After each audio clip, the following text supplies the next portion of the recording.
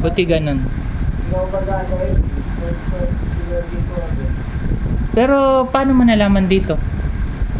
Yung kapitbahay ko, sabi sa akin, bibili ito ng bukan to ito sa Facebook.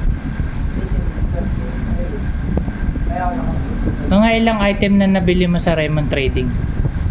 Dalawang plus rin, washing, dryer, apat.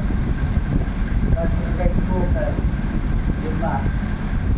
Tapos yung mag-isa, may rice cooker. Dito, tapos bukay ko dito ako, mag-isa ulit. 8, pasyo. Pang-siyam na item mo na rito. Ang dami, no? Ba't dito ka bumibili, hindi sa mall? Ba't dito ka bumibili, hindi sa mall? Mahal sa pwede.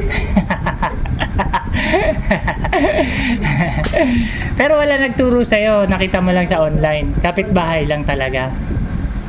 Buti nalaman mo yung location kasi papasok siya. Ano, Google mo. Google Map. Doon mo siya search. Meron din dito sa Raymond Trading yung TikTok, YouTube. Meron din doon. Kung nakalike. Nakalike ka ba sa Facebook page? Oo. Nakalike ka. Matagal na, bago-bago lang. Tagal na. Ibig sabihin, matagal mo na tong alam. Nakikita ko yung mga naka-video posting yun. Okay.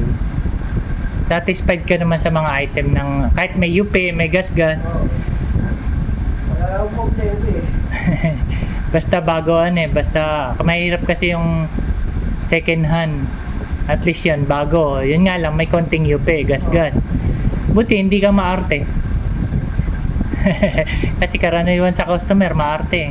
Nasa akin yun. Sabagay sa business mo kasi ginagamit chest freezer. Yung sa akin, dagdag yung freezer ko, yung sa takip. Sa takip. May yupe. Buti okay lang sa'yo. Oo. Tapos yung sa loob, may yung na konti.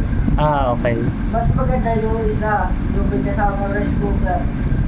Ang gas-gas lang yung sa may takip ng makina. Sa gilid. Sa gilid. Tsambahan nga lang kaya may tinatawag na abangers.